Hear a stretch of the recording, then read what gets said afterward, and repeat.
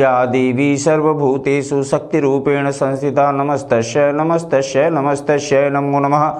मित्रों नमस्कार, मैं पंडित श्यामधर शास्त्री काशी एस्ट्रो में समस्त दर्शकों का स्वागत है, मैं अभिनंदन करता हूं। आज हम विशेष रूप से चर्चा करने जा रहे हैं, बात करने जा रहे हैं लौंग के प्रयोग के बारे में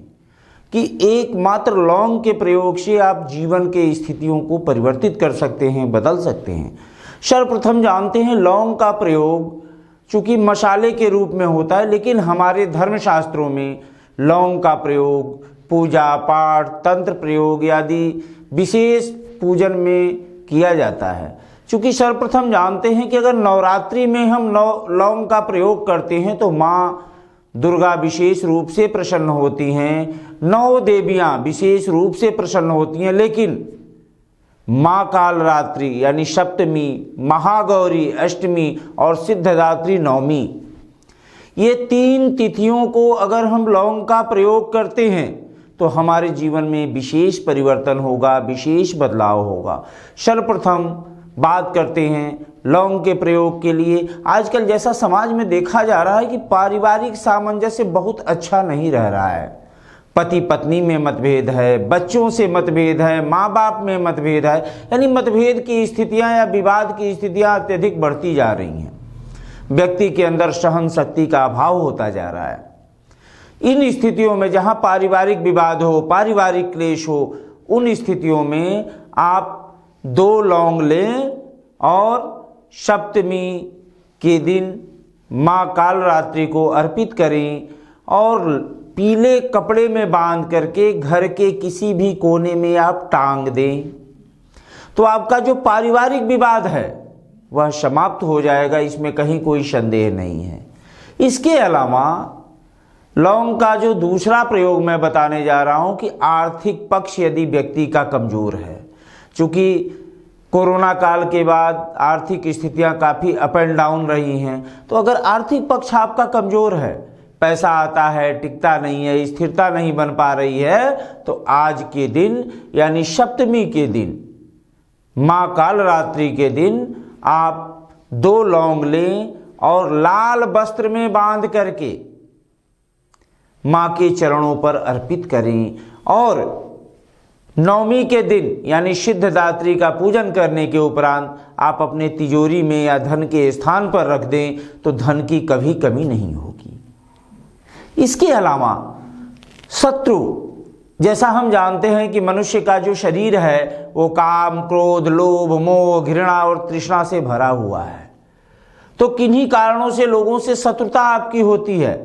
सामंजस्य बेहतर नहीं होते हैं, तो शत्रुता के लिए 5 लौंग लें और माँ के चरणों में आप सप्तमी के दिन अर्पित करते हैं तो शत्रुता का शमन होगा, इसमें कहीं कोई संदेह नहीं। जो लौंग लें आप इसको अपने सर से घुमाने के उपरांत आप माँ के चरणों में अर्पित करें तो शत्रुता समाप्त होगा। जैसा हम देखते हैं कि व्यक्ति शारीरिक रूप से परेशान है, शारीरिक कष्ट समाप्त नहीं हो पा रहा है, तो विशेषकर नवरात्रि में, वो भी किसी भी शनिवार या मंगलवार को, नवरात्रि में अगर पड़ जाए तो बहुत अच्छा है, 2 लौंग लें और सरसों के तेल का दीपक जलाएं, दीपक में 2 लौंग डाल दें और 7 बार हनुमान चालीसा का पाठ करें। अगर आप ऐसा करते हैं तो समस्त तरीके के अवरोध और बाधाएं समाप्त हो जाती हैं, इसमें कहीं कोई संदेह नहीं।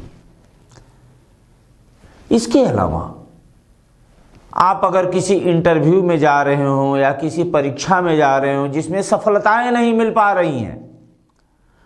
तो आप माँ भगवती का ध्यान करके 2 लौंग मुंह में डालें और जहाँ आपको इंटरव्यू देना है या जहाँ आपको परीक्षा देना है वहाँ पर उस लौंग को बाहर थूक दें और अपने इष्ट देव का ध्यान करके आप इंटरव्यू या प्रतियोगी परीक्षा दें तो आपको निसंदेह सफलता प्राप्त होगा, इसमें कहीं कोई संदेह नहीं। तो हमने आज चर्चा किया इन छोटे छोटे उपायों से आप अपने जीवन को काफ़ी सकारात्मक बना सकते हैं। इसके अलावा नवरात्रि में राहु और केतु, चूंकि कलयुग में राहु और केतु छाया ग्रह हैं, लेकिन इनका हमारे जीवन पर विशेष प्रभाव पड़ता है। तो राहु और केतु अगर आपके अच्छे न हों, कमजोर स्थिति में हो, नीचे के हों, शत्रु क्षेत्री हों, तो इन स्थितियों में शिवलिंग पर यानी शिव जी के शिवलिंग पर आप 2 लौंग अर्पित करें और साथ ही शिव जी को शहद लगाएं, शहद चढ़ाएं, यानी शहद मिश्रित भी लौंग आप चढ़ा सकते हैं कि लौंग में शहद लगा लें। और इस मंत्र के साथ अब मधुबातारितायते मधुचरंती सिंधवा माध्विना संतो खदी मधुनक्तमुतो खशो मधुमत पार्थिव गुंग्रज मधुरस्तु नः पिता मधुमानो वनस्पति मधुमास्तु सूर्य माधुर्नगाओ भवन्तु न मधु स्नानम समर्पयामि। इस मंत्र के साथ भगवान शिव को शहद और लौंग अर्पित करें तो समस्त तरीके के नकारात्मक ऊर्जा समाप्त हो जाएंगे, इसमें कहीं कोई संदेह नहीं है। और राहु और केतु के दुष्प्रभाव भी समाप्त हो जाएंगे।